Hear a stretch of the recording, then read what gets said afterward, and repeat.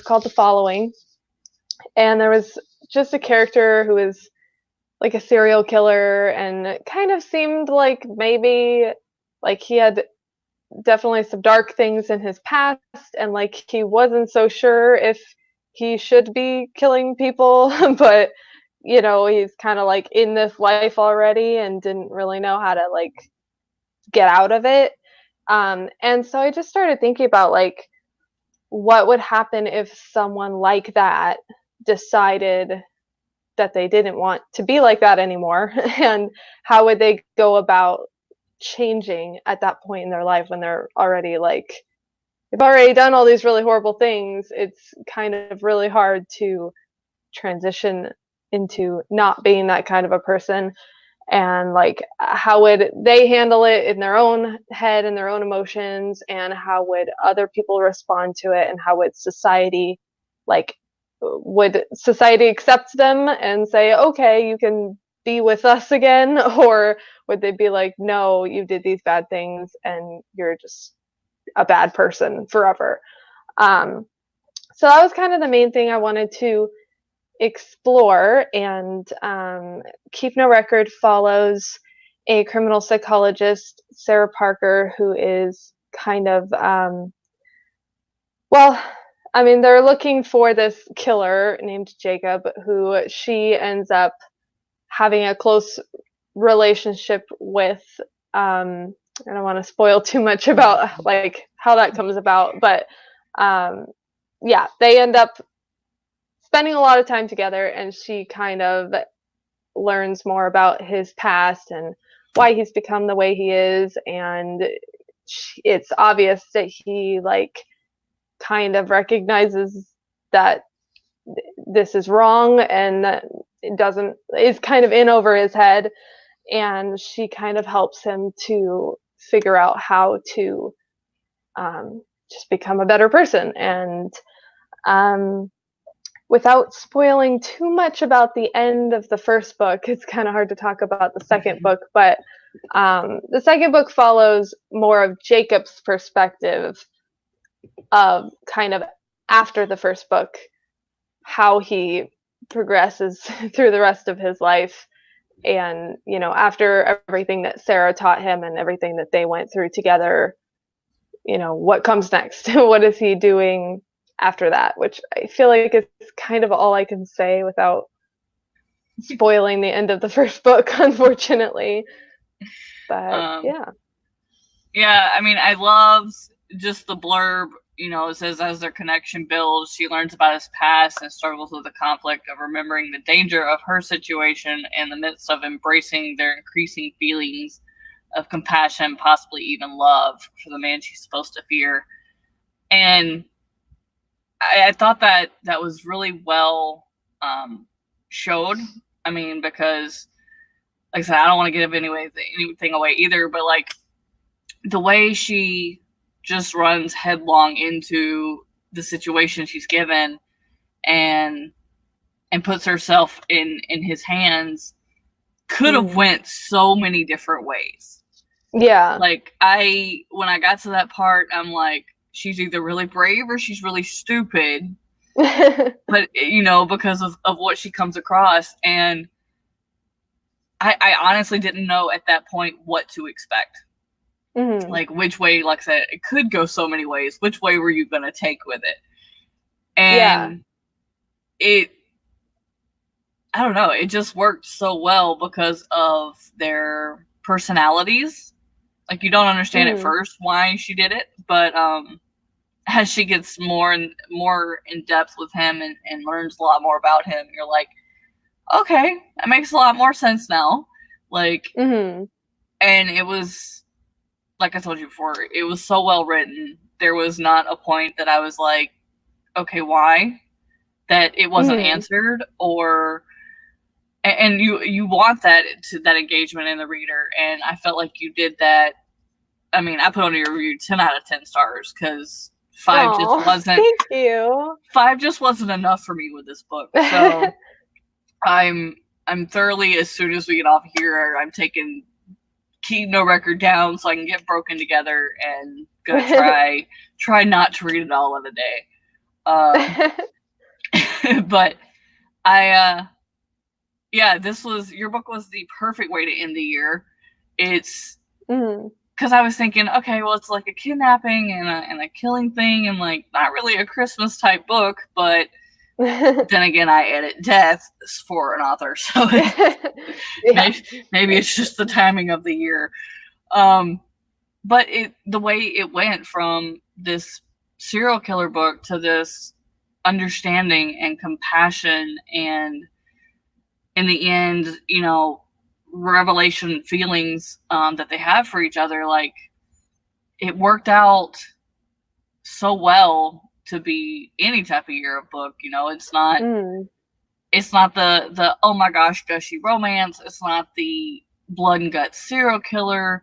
It is this kind of metamorphic type story that I honestly found intriguing and fell in love with. And I don't even know what genre I would put your book in, because it encompasses so much. Yeah, that's actually been kind of hard, because that's the kind of stuff I really like to write. Like, I've been kind of toying with the idea of writing some like kind of fluffy romance stuff that's more like strictly romance, but I just like I don't like what I naturally want to write about is like a lot all encompassed into one thing, and it's kind of hard to like say, like you said, it's kind of hard to label what that is, because I call it like a suspenseful romance, but it's like it's not. It is a romantic story. There is a love story there, but it's not like a romance. So I don't know. Yeah, I'm glad that you like saw all of that because I definitely, that is what I like to do.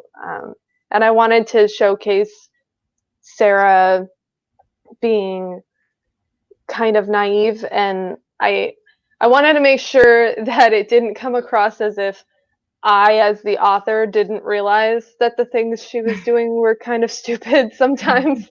Like, I wanted to be clear, like, I'm aware that this is a little crazy and risky, and she probably shouldn't have done that. So I'm glad that it didn't come across like I didn't know that. Well, and I was kind of like, at first I was like, okay, she's being nice because it's her job.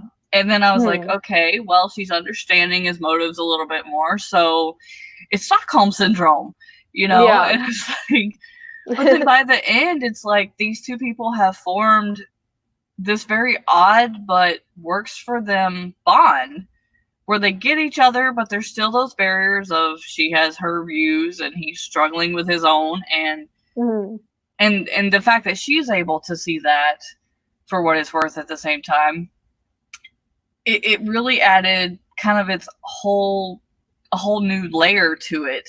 Like, they don't always hate each other. They don't always not understand each other. It's kind of this, honestly, like a real life scenario.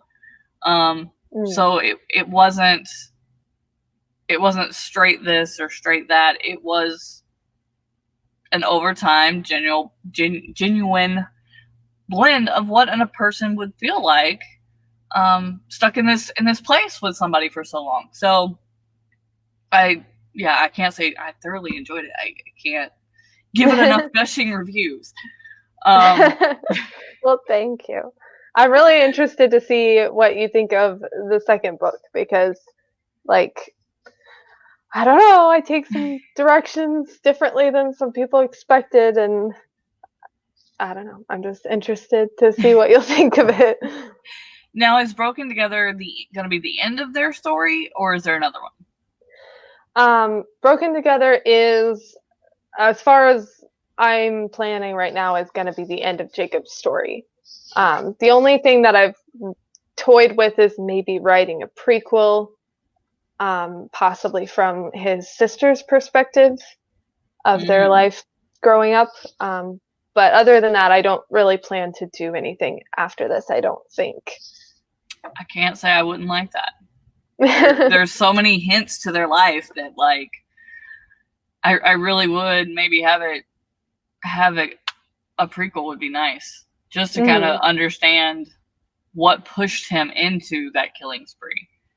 Yeah, and I explored definitely a lot more of that in Broken Together. It was hard because, I mean, I write these two books I wrote in third person, but it's like a limited perspective. So in the first book, it's kind of hard to get too deep into his mind because it's from Sarah's perspective and he's not a very open person. So this second book was fun to get to actually show you like what he was thinking in those moments, and there are some flashbacks to like his past and like why he did the things he did and stuff. So that was fun to finally get to show people that.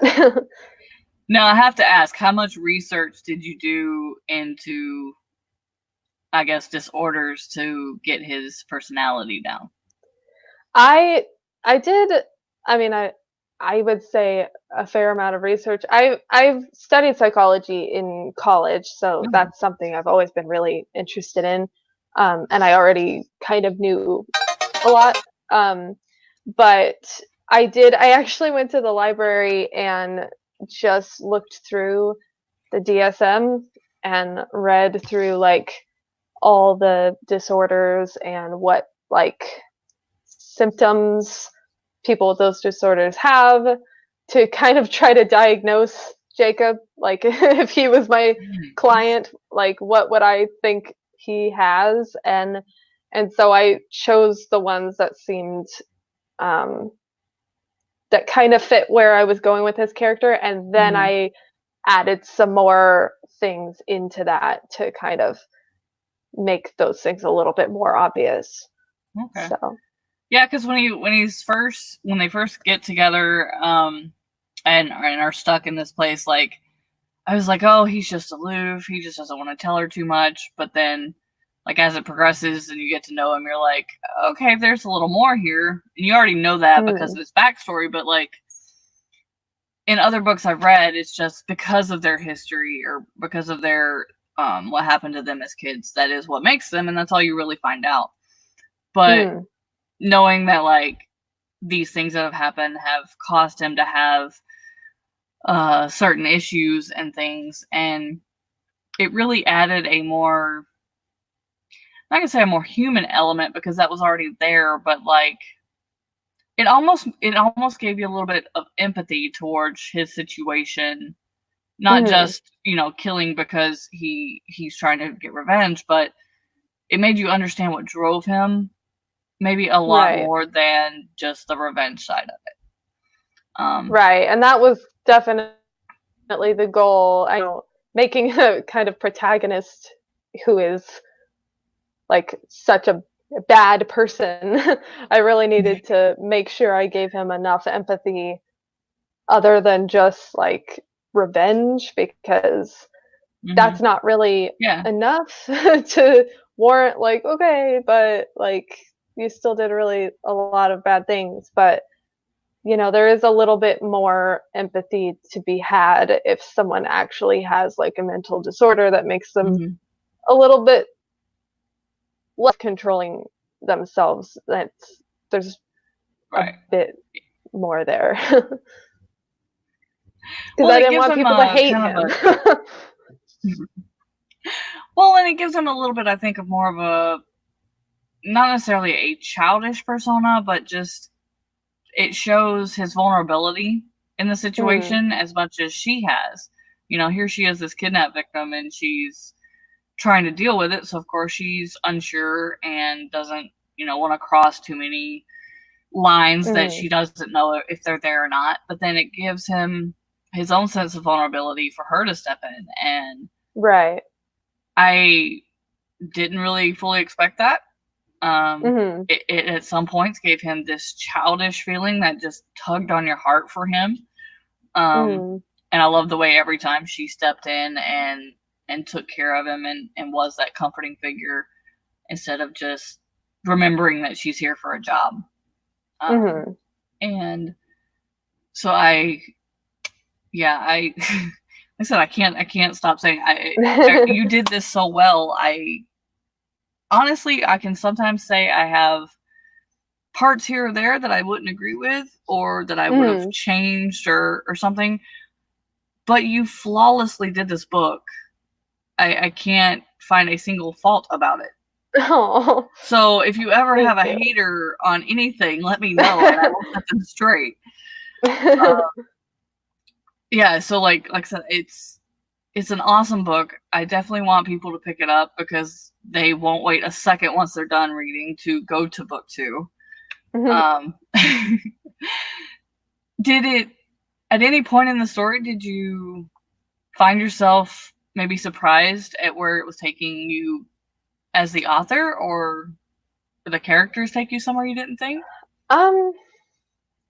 It's kind of hard to remember with Keep No Record because I did write it like in 2015. So it was a while ago.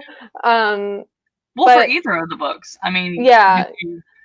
I actually don't really think so. Like, I had a pretty good idea of what I wanted the story to be. I mean, there were some scenes that I obviously, like, I didn't come up with the entire book in my head right away, but as far as like the tone and who the characters were, and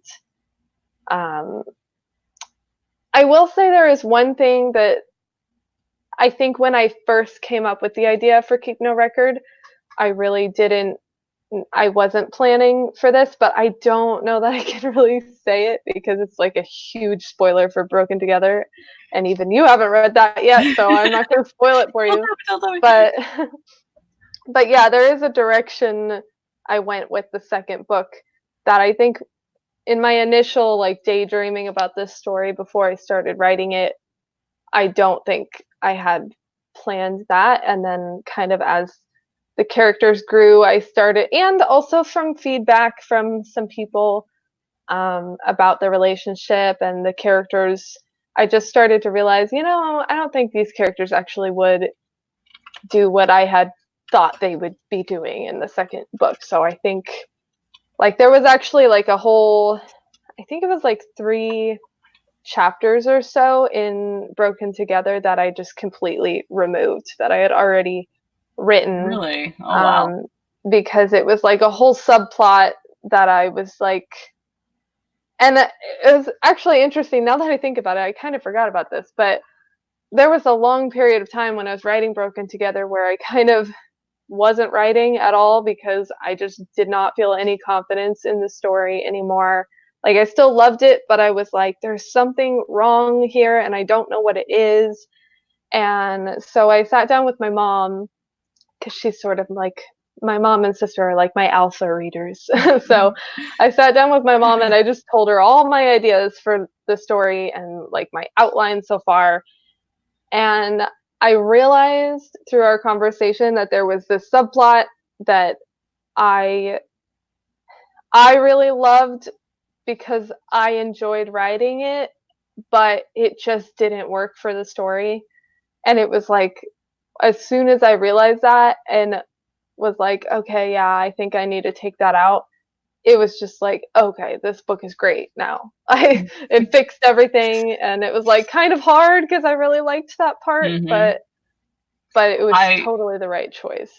That I get. I've done that. I've got a whole like side folder of things I've taken out that, because I'm writing a series that's going to be long, could work for somebody else's story, but just was not quite there for the story I'm writing. So that I totally get.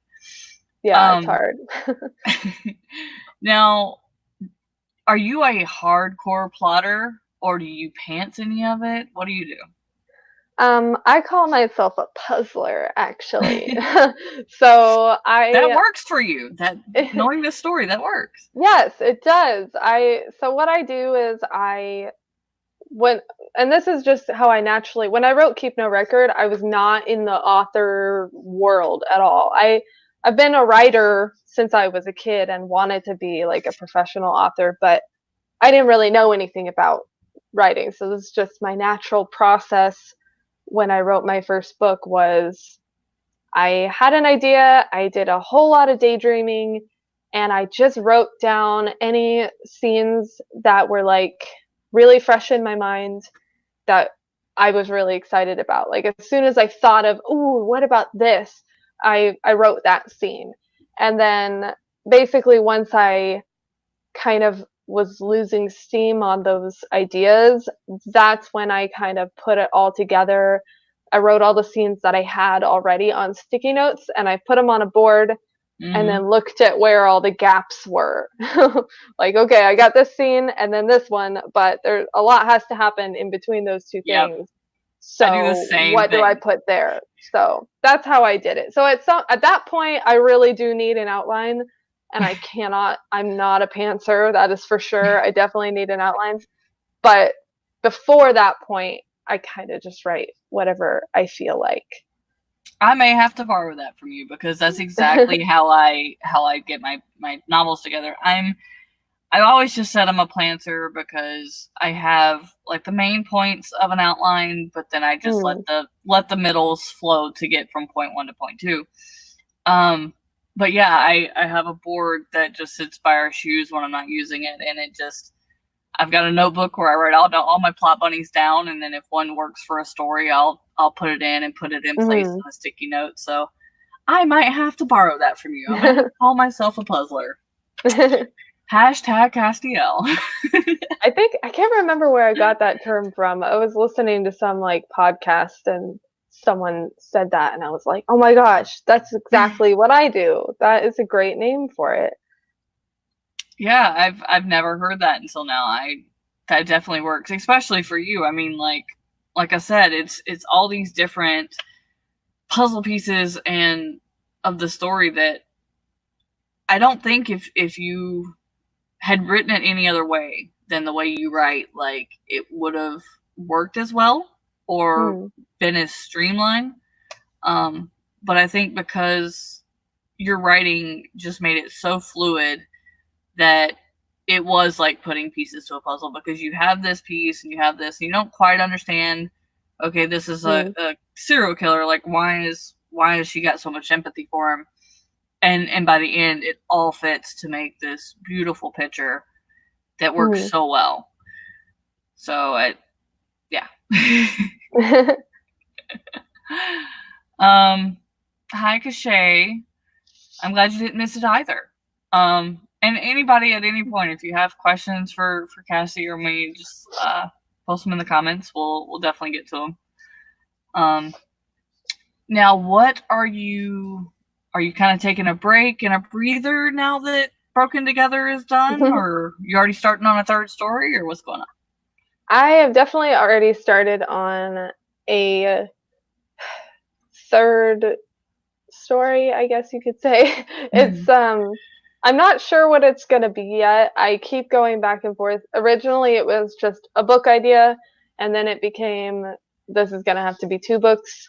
And now I'm kind of toying with the idea of doing like novellas, but more of them, like maybe, I don't even know how many books, but like a longer series of shorter books, which I've never done before. So I'm not really sure what it's going to be, but I have a story in the works. I'm kind of in the beginning puzzler stages where I'm just daydreaming and writing whatever I feel like and getting all the ideas out there. So yeah, notebook of plot bunnies wherever you go is always helpful to have.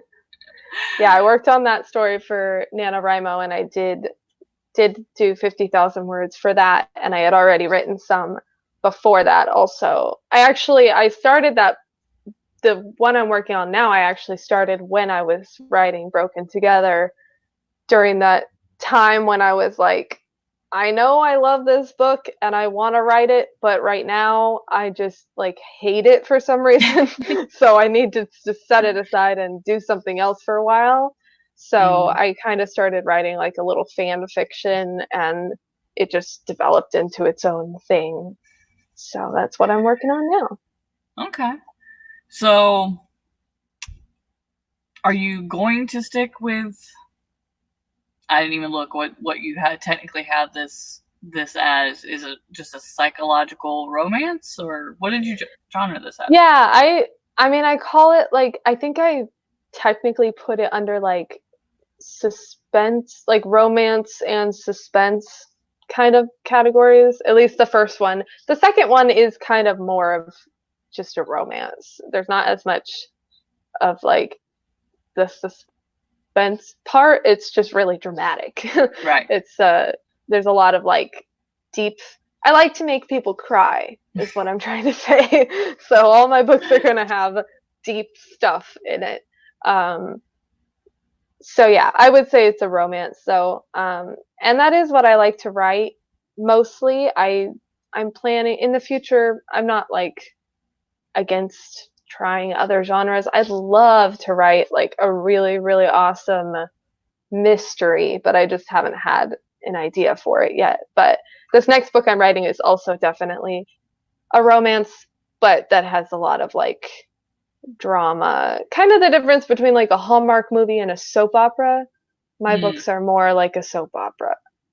So it's cheesy, hopefully, as a soap opera. Because it's been a few years since I watched soap operas. I don't know if they still have as much drama in every episode. I don't watch them either, but I used to watch them with, every summer with my grandmother. So I do have a little bit of experience on what you're talking about. Ugh, my phone. I haven't had power till last night, so like my phone is on like crazy mode of you've missed too much.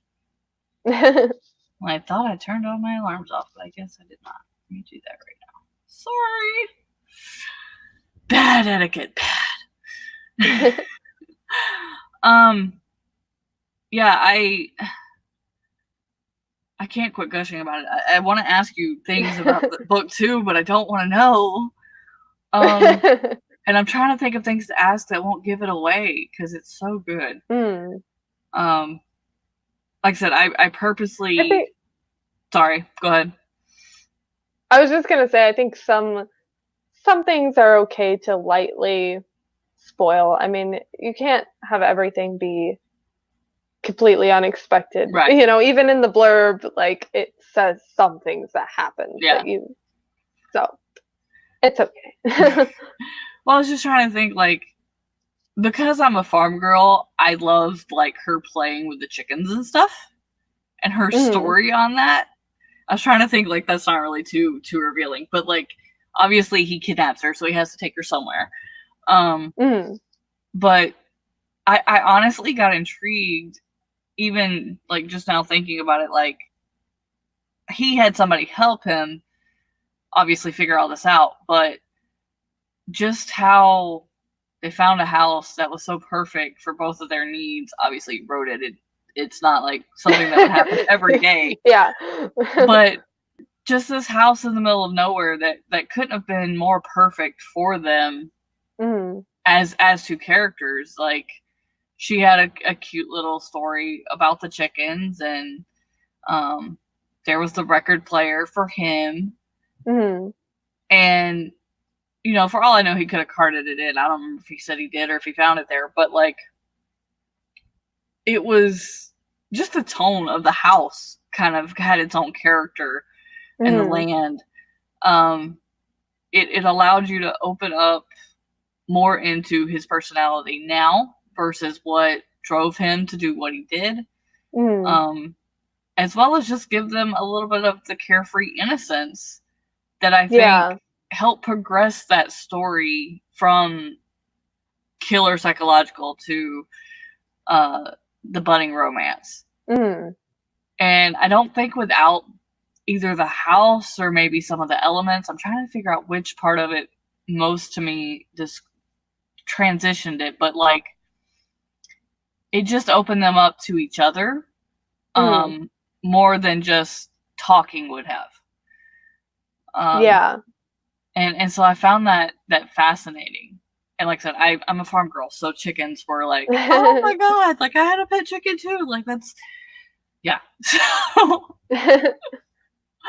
that's fun. Yeah, I don't know anything about chickens, so I'm glad that was good. You wrote it well. Or farms or anything, but I kind of thought that would be a fun element. Like you said, just adding more for them to do, because obviously you don't want the whole book to just be like a lot of this book is most of the book is just those two characters talking. Right. So you gotta have some other things going on so that it's not just like them sitting in a room talking together. So Right, and I think like your progression of time without stating next day, next this, or whatever. I feel like that's, as authors, as writers, the transition of time is one that you really don't always know how to write or show. So I like that you didn't just say, yeah, they went to bed. You know, there were things that happened, like, you know, her saying she heard him during the night, or this or that happened. And like I said, there's not an element I can't say that like you didn't do well. I mean, I even had a hard grasp of that, like with Unknown Family, which I'm editing to come out in 2020. Like, there's a 3-month transition of time, and then there's another 3-month transition of time.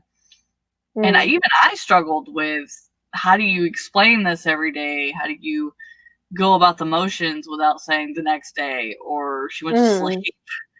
Yeah, and it is hard. And I have a lot of characters, so for me it was hard. But for you, like you said, there's just these two characters in a house on land by themselves. There's no one around. What do? You know? Yeah. Yeah. That actually was kind of difficult. Like I think I do kind of default to like end of the chapter they go to sleep and beginning of the next chapter they wake up. So I had to intentionally, like in editing, be like, okay, let's not end every chapter with them going to sleep. Let's make sure, you know, it's not all like that. And there were some times, like there's a chapter where they go on a walk to like the river nearby, and they talk about like his past a little more and stuff. And that was actually not a chapter that I had written in the initial first draft. That was something that my mom and sister both said, like, we need a little bit more of like them talking together, because they weren't feeling as like attached to Jacob as I wanted them to at that point. Okay. So that was a really fun like thing for someone to say. I'm like, oh, you mean I need to write more romantic tension and conversation? Oh no. Like that I love writing that. I'm glad to write more of it. I'm glad they put you in that direction, because that was my second favorite scene with them. Yeah, it is a really good chapter. I'm also very glad that they suggested that. It needed it for sure. Yeah, I'm trying to think, like, without that, yeah, there's a few things you wouldn't have known about him that definitely helped progress their knowing of each other. I like that he was secretive, sometimes standoffish, because she would ask him a question, and sometimes it was just, well, do I trust you to leave this unlocked, or do I not? And like I said before the stream, you totally floored me, like 2/3 of the way through the book, or right at the end. I think 2 chapters for the end. And I don't want to spoil that one at all. You totally threw me for a loop. And it's weird. It's you know, just a total random thing that happens, but it worked well for the ending. It explained the awkwardness and her lying and protecting Jacob, and it added that tension to the end of the book that the two characters had at the beginning between her and the partner. So and then I totally didn't expect her emotions at the end. So yeah, and what she does, like, you have this whole tension between her and Jacob the entire book, and there's like an underlying tension, and it goes up and it goes down. But then I guess I kind of expected her to do what she did, but I didn't expect him to be okay with it. So yeah, I'm so excited to read book 2. Like, I want to know let me see if I can ask this without it giving too much away, because obviously he gets caught, and I don't want to say Yeah, how. we can go ahead and say that. I Right. mean, it's pretty clear that's what's Right. going to happen. Right. But in book 2, does it take off with his guilty plea and where he goes? So book 2 starts several years after the end of book 1. So it basically kicks off with him kind of at the end of his sentence. Oh, okay. So, and what he does after all of that. Okay. So. Because I have kept myself from even reading the blurb because I knew it was the remainder of the story, and I was like, I don't want to know because I don't want to get it yet because I want it on my phone in case I need it. And so I'm going to read y'all the blurb for book 2 and get y'all as excited as I am. All right, so Broken Together's blurb is, he didn't have to hide his scars because she had them too. He didn't have to be whole when he was with her because she wasn't either. They could just be broken together, which I think makes the title that much better. That's a great line. After 8 years of court-mandated incarceration in the psychiatric ward at Bellevue Hospital, Jacob Perry is about to be a free man. As Jacob embarks on the next part of his journey, he must learn how to balance his new identity with the man he used to be. But his newfound freedom comes... with his newfound freedom comes new and difficult challenges, such as navigating college life for the first time as a 34-year-old man, finding a job with a criminal record, and trying to maintain new relationships with friends who can never know the truth about his past. But when he meets a mysterious woman with secrets of her own, he begins to wonder if they might have more in common than he thinks. Is it possible that someone could know him, the real him, and love him anyway? Oh, he goes to college? Yes, I do label Broken Together as a new adult romance because even though he's like definitely an adult, like because of his whole life, he hasn't really had as much life experience as someone his age should have by this point. Yeah, I think the show of his vulnerability and innocence in book 1 probably definitely added to making book 2 an easier write, probably, right? I was like, Kira, there's the frog. Yeah, for sure. It's fun to write his experience in college because of, mostly just because of his past being like taking care of his sister so much, and so much of his like mental energy was focused on like his home life and that whole situation. And then there was like some abuse as well. I mean, obviously from his father, but also elsewhere, which I won't mention too much.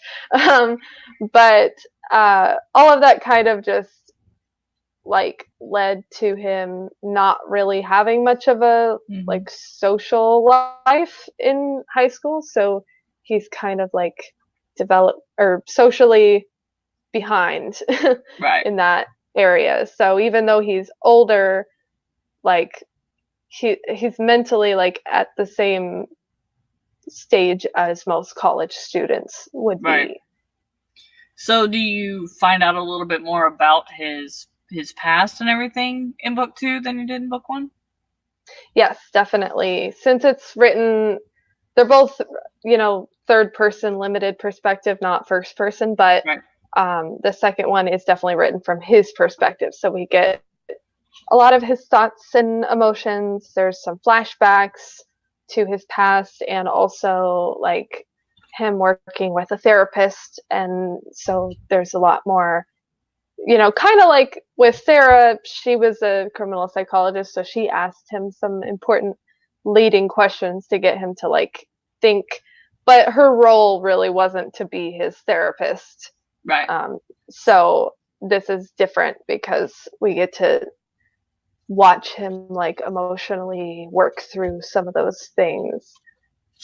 So we get a lot more of his past for sure in the second book. I'm already thoroughly intrigued on how he navigates college life and friends. Yeah, and to say, I thought it was funny you put him at a Bellevue hospital, because when I lived in Nebraska, Bellevue was a town, like right down the road. So, so for me, it kind of has a personal, like, okay. Yeah, Bellevue is actually a real place in New York. It's a hospital, but there's also like a psychiatric ward there also. I know this from watching Law and Order. Just like, yeah. Watch a lot of SVU. That's one of the things I think that drew me to the book to begin with, is I do watch those types of shows, and I've been a cop, and so just the serial killer thought of it was cool. But then I love romance, so it was like, okay, so it starts as one thing I love and ends as another thing I love. Like, yeah, you can't go wrong. But I do like that it's not really a cozy per se. Like, you do witness and see the carnage of him, what he's done, and I don't know. For me, that was a good thing. For others, it might not be. But yeah, of course, it's not everyone's cup of tea. Yeah. I really like especially watching movies and stuff. I like things that make me uncomfortable, and like I like the nitty gritty stuff. Yeah, it wasn't cringy. It was just enough to go, okay, like but nothing that's like, oh my god, I can't read this. Like, turn the page. Like, let me get past this part. Yeah, I is there anything that obviously you had your mom and your sister helping Alpha read it and give you ideas. Is there anything you think, looking back, that maybe you wish could have been in them, or that you're glad you took out? I think definitely when I was writing my second book, I mentioned this, I think, before we were on air, that my first book, when I wrote that, I was not really, I had an idea of like, it would be cool to be an author, but I was mostly writing this book because I wanted to write it and I wanted to share it with friends and family and stuff. So I didn't know as much as I know now. So definitely writing the second book has made me like see a lot more of the flaws in my first book, and not even necessarily things that other people notice. Like, no one has necessarily pointed them out, but just little plot holes that are like, oh, why did that person do that? And it's like, I think people assume that I, as the author, know why they did that, and some of them I don't. And I'm like, yeah, I don't know why they did that either. It just had to happen, so I made it happen, which isn't really great writing advice. You should know why your characters did things. But so there are some things I would probably like tighten up a little bit if I were to rewrite Keep No Record. And then in Broken Together, like I mentioned before, there is that big section which I actually have deleted scenes that I gave out to the people who pre-ordered my book, and I might make those like a public thing, or maybe it's something you can get if you sign up for my newsletter or whatever. So those chapters that I really liked are in the deleted scenes, but it was just a whole subplot that went in a direction that was just not like tonally what I wanted, where I wanted the story to be, so I had to take it out. Right. Not true. And I'm really glad I did. So. Well, I can't think of anything. I know we talked about the one thing before, but I can't think of anything that you put in that didn't work well. That didn't. And I know, like you said, yeah, you're supposed to, as the author, know what pushes these people to do what they do. But sometimes I think it works well sometimes when you don't, because I don't think people in general know sometimes why they do something. That's true. You could ask them later and be like, it made sense at the time. I don't remember. Yeah. Yeah. So I think that actually works well. And even the one that we talked about earlier that you're like, yeah, I don't know why I put that in there. It worked. It floored me, but it worked. And it's just a cool little head jerker of, okay, that just happened. But life is unpredictable, so why should a book not be? Yeah, so true. So yeah, you worked it flawlessly. Oh, okay. I'm glad. It kept with the tone of keeping me on the edge, so it worked. I did actually notice a few days ago, like, it just all of a sudden popped in my head that there's like a very, very small, like, plot hole or thing that I said in the second book that directly contradicts something I said in the first book. And I was like, oh my gosh, I can't believe I didn't notice that until just now. But I thought about it and I made it work in my head. And I was like, okay, I think that if someone were to ask about that, I could make it make sense. But at the time that I was writing it, it was really just, I forgot that I said that in the first book. So that is the problem with writing a book and then not finishing the sequel until a couple years later. You forget some stuff. You know what? I write a book a year, and I steal from one book to the other because not all my characters keep going, but a few do.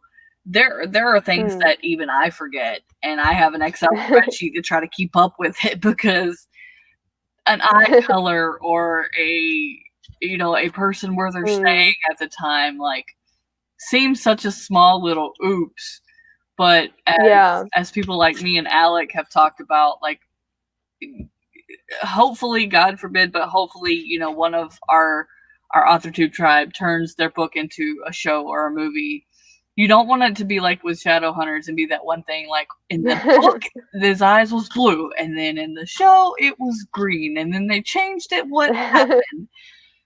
And so you never know what that little thing will be that just like grabs that small group of people, that fan base, and so yeah, you do have to watch out for that. But at least you just had 2 books, so you can make it work.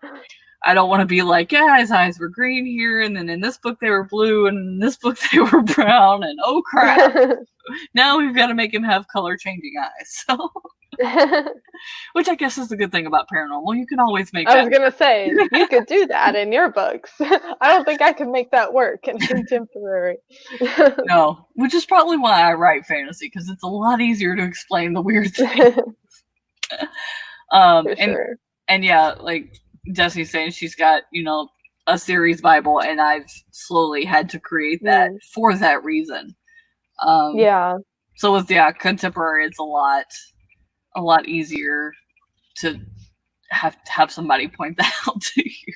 Yeah, I definitely had to go back to look for some things, like just talking more about Jacob's past. I was like, did I ever describe physically what his sister looked like in the first book, like what color hair she had or anything? So I had to make sure to go back because I'm like, I don't remember. I don't think I did, but I don't want to say she has like black hair now if she didn't in the first book. Right. So very true. You gotta do your research on your own previous books. Just like, did you have to get like book 1 and highlight like things you had said or try to remember as like a quick reference guide for book 2 with him? Yeah, some things I definitely had to go back and check. I don't remember all the details.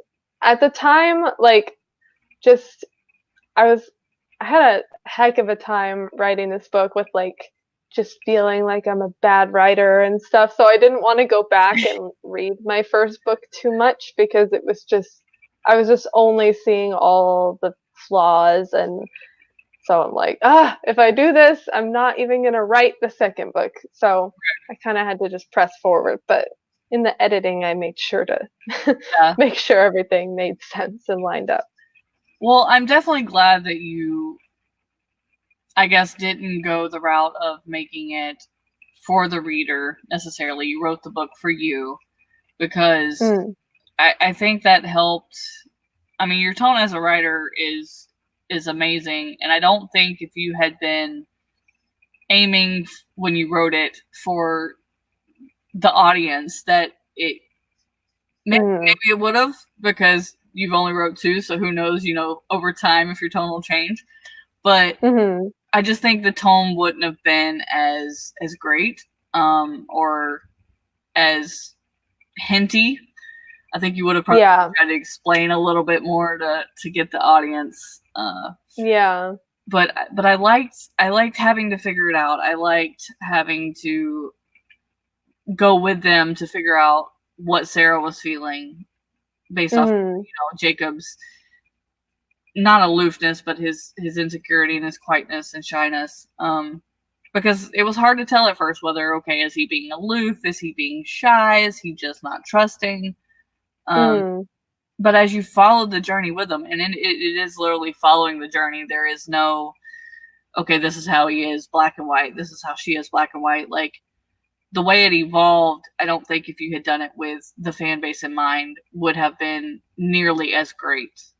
I know being an author, there's that I want to explain things to the people and I want to to reveal those things, but with the progression from serial killer to not wanting to be this other person, I think because you didn't write it that way and with that in mind, worked to your favor so well. And I think that's one of the reasons I love it so much, because it is just this you have to follow along with their journey, and doing that you get to experience their journey as if you're right there with them versus being told what his past was to make him that way, or what was in her handbag of what she's learned and things. Right.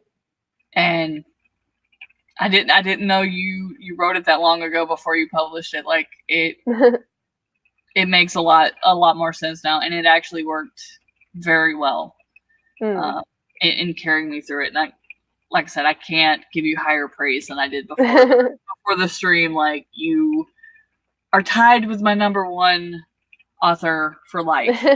So I can't say how much I love this book, how excited I am to read book 2.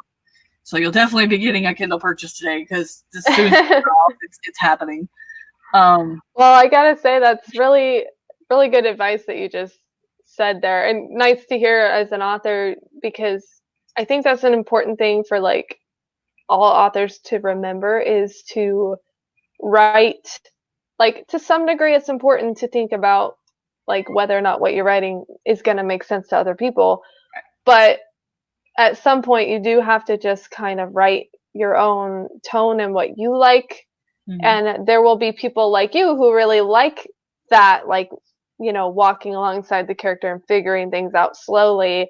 And then there are going to be people who might pick up my book and be like, oh, I don't know anything about these people, and not read it because they just don't like that style, and that's fine.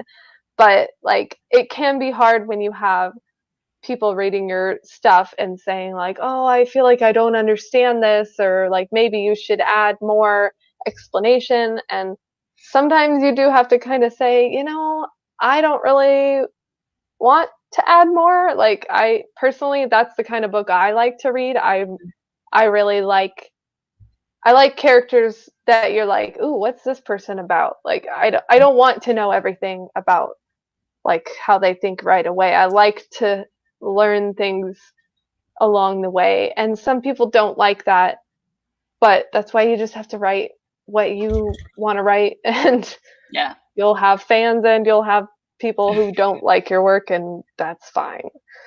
Yeah, and I think as authors, it's definitely, you're never going to find or write a book that you will have 100% great feedback. There's just too many people in the world with too many different opinions and thoughts and things like that. But I think Third Person Limited is definitely hard, because you want to give these Easter eggs out slowly, but you want people to fall in love with the characters. And I've read a lot of Third Person Limited in the past that, like, you could feel like they had the idea and they had the tone of doing it slowly, but then somewhere something clicked in their brain and they just started vomiting all the eggs at once. And I never felt like that with your book. I got an Easter egg right when I needed to. I got a little insight into each character right when I needed to make me, depending on what the scene called for, give some empathy or understand why he's being the way he's being, or why she's asking what she's asking. So I can't recommend your book more, even though it's going on Christmas and it's a psychological beginning. It is this truly innocent, slow understanding and love, and almost a camaraderie between them by the end that just warms your heart, honestly. Like, I did not expect that at the end, for me to feel heartwarmed and sorry for them both of what, him being convicted and her feelings. And yeah, like I said, I'm reading book 2 for Christmas Eve and Christmas. Like, that's my goal. So does anyone have any questions for Cassie? Or Cassie, is there anything you want to talk about or that we haven't or say? I don't think so. I think we covered a lot, really. Yeah, I don't think I've ever gushed this much about a book. And every question I've asked isn't even me as an interviewer. It's me wanting to talk to the author. Well, that's awesome. That's total fangirl gushing here. So are you going to... I was trying to look before we streamed. Are they both available in paperback as well, or are they just Kindle? Yes. Okay. Yes, they're both available. I had a bit of a hiccup last week because I pressed publish on my publishing day for the paperback, and they were like, okay, it's in review and it'll be ready in 72 hours. And I was like, what? I did not know you had to review it again. So yeah, so it didn't actually publish until the day after. So that was a little annoying. But I think they're synced up now. It's so weird because somebody had told me about that before I published my book. So I actually hit mine 2 days before, knowing that it could take up to 72 hours. And so my paperback shows that it actually came out 2 days before the ebook because it didn't take 72 hours. It's really silly. I feel like Amazon should know that, like, it's important for authors to be able to release their book on a specific day. Like, if you need to review it, like, they should have a system where you can press, like, publish on this day.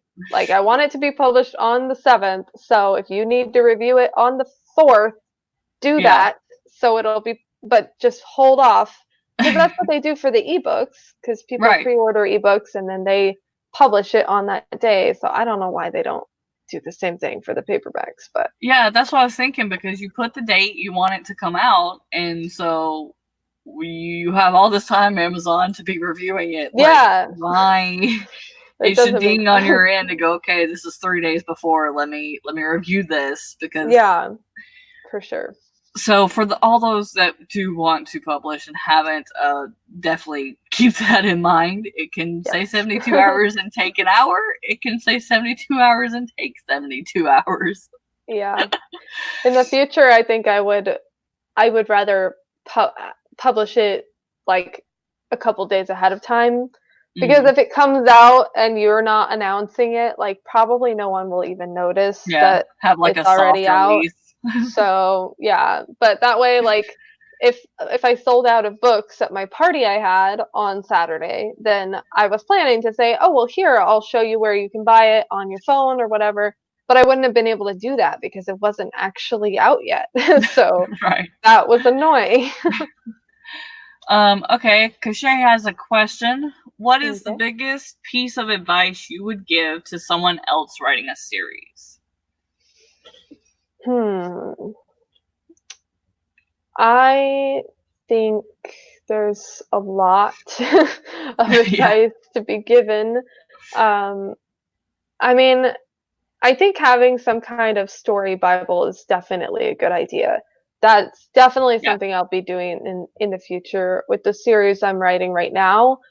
like I said, I don't know if it's going to be like 3 novels or like 8 novellas or something, but either way, I'm going to want to like be consistent. Also, another thing, I personally would like to write this way, but I know that it doesn't work for everybody. I would rather write the entire series and then start publishing them, Mm-hmm. because that way, like when I'm writing Broken Together, if something came up, then I'm like, oh, I wish I would have like. There were some things that I'm like, I maybe wish I could have added a little foreshadowing to this in the Mm-hmm. first book, and it's too late now. So it would be nice if you could write them all first, make sure they're really consistent, and then start releasing them a little bit out, like, 6 months in between or whatever. That's what I would do personally. Yeah, that's definitely a big piece of advice that I partially agree with and I partially don't. Mm. After releasing Unknown Love, I definitely thought about that because I'm like, well, now I'm moving, so there's no writing a book in 6 months to have it ready by 2020. Mm-hmm. And my goal was to publish the same month every year, and that can't happen. So Yeah. I may be 4 books ahead writing, but I didn't have book 2 and 3 edited and things like that. So that's definitely a good piece of advice because you never know what life is going to throw at you. Yeah, for sure. And definitely the series Bible, I had to go back in book 2 and redo book 1 and get all the things because some of my characters do carry over.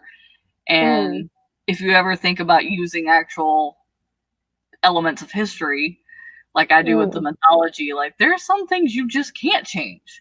Yeah, for sure. There's some things once it's out there, you've just got to go, okay, we're going with this. Yeah, definitely. So having that at least 1 book ahead idea is definitely something Mm-hmm. I should have thought about. But of course, you don't know you're moving 2 years ahead of time. Right. And at least Um, having like an out, even if you're not an outliner, having like somewhat of a loose plan for the whole series is probably a good idea, because like with my current series I'm working on right now, I'm just in the fun, like writing whatever I feel like stage. But once I start planning it out, you do have to think about not only like what is this character's like arc from the beginning of the series to the end of the series, but then also from book to book. Like it has to mhm. be an interesting book. You can't just have like your second book, which is often what happens. You can't have your second book just be all filler or something, like the midpoint. It has to be its own story Yeah, too. So and yeah, it is complicated. it's definitely more complicated. I think for like with you wrote an entire the entire series. The 2 books have the same characters, and although you may introduce more, you have to keep true to that character. Versus like Right. with my series, it's a standalone, so I may bring characters over from book to book, Hmm. but each book is a different plot. It's a different set of characters, and the characters that carry over are just supporting. So, Right. like, I have 4 books written. I have 8 books with like the characters' names plotted out and stuff, but that's as far as that goes. Yeah. So it's definitely something you have to keep in mind. Yeah, that's Um, another good point too, is that there's different things that we think of when we say series, because sometimes like there's a series like what you're writing, which is mhm. probably, I'm assuming, like multiple books that are in the same world and have some Yep, of the same characters, but they each stand alone.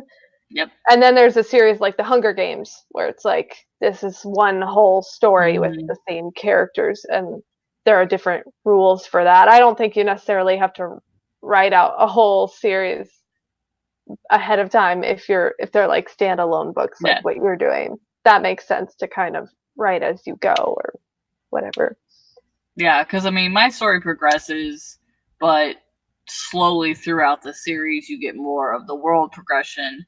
Not Mhm. like with your books, you get more of a character progression. Right. So it's definitely the advice differs for types of series, definitely. Mm-hmm. But yeah, your advice about being ahead is definitely a good one I've learned from my experience this year. Yeah, I've learned it too the hard way. I did not do that as well as I could have. Yeah, because I was like, oh, well, I'll be able to edit even when I can't write. Yeah, no. There's no mental capacity left, depending on what you're doing for certain things. So, yeah, like DL says, that's why you outline the next book way before you even finish the one you're on. Yeah, that is good advice. And it gives you something, I think, to work on. Like you said, there was parts of the second book where you're like, I don't like this, whatever. And it's good to take that step away and write something to recharge your batteries, or just a step away, period. But when you're like us and you have to be writing all the time, even if it's a fanfic, you'll never publish, it's just something purely for fun, it's a way to recharge your batteries. And if that's a new story that you already had in the works, book 3, 4, 5, whatever, great, you're already ahead. If you don't feel like writing nothing about that, there's always other venues. So and then sometimes you're like me and you start writing a fanfic for fun that you're never going to show anybody, and then it becomes its own story and you're like, oh, now I have a book idea. So and I think that's part of like the great thing about being an author is, we call ourselves plotters or pantsers or puzzlers, but honestly, we don't even know where we're going to go half the time. It's just a wild plot bunny in the forest decides to come say, hey, look at me. Or your fanfic turns into something that you're like, this could be something. Like, let's do this. So yeah, I'm up for reading the fanfic. Let me know if you need a beta reader. Oh, I will, for sure. That's something I did not have any experience with when I was writing these books, so I haven't done that whole process yet, but I definitely want to in the future because it would be really helpful. Yeah. All right. I can't gush anymore. I can't think of anything without ruining the book. So the book is Keep No Record, book 1, and Broken Together, that just came out, book 2, and right here. Yeah. There you go. There we go. I have you on my list. The second we get a bigger place where I can have paperbacks to get those too, and I will send you them for a signature. I definitely want them signed. Do, for sure. So for now, I've just got the ebooks and I've got them written down. You get paperback as soon as possible. But yeah, so I thoroughly enjoyed talking to you and gushing on and off screen. Yeah, thank you for having me. This was really fun. I feel like it was the perfect interview to end the year. So I thank you for being here and for accepting my invitation. Next month, I am doing, to start the year off, something I haven't interviewed before, because Alina's way too busy to give me some mail love. I'm going to be reviewing Alex's book. So we'll have that going, his Immortal Scars book. So I'm beta reading his other books. So I've got to hurry up and read book 1. So I can know where we're taking off with the other one. Yeah. But I'm thoroughly, I love, he does the same paranormal type series I do. His is Gods and Lucifer. So I'm super excited to read that. So join me here next month for that. And make sure you go check out Cassie's books. They are in the link down below. Because StreamYard is sometimes weird, I'll have to verify that. But I know I put them there last week. Sometimes it deletes my whole description. I don't know. But yeah, I will get all of her links for you and have them all down below. So make sure you go buy those, show her love, leave her good reviews, give her 10 out of 10 stars like I did, because this book is amazing. But thank you for having us and for watching, and I will see you guys next month. Bye. Bye.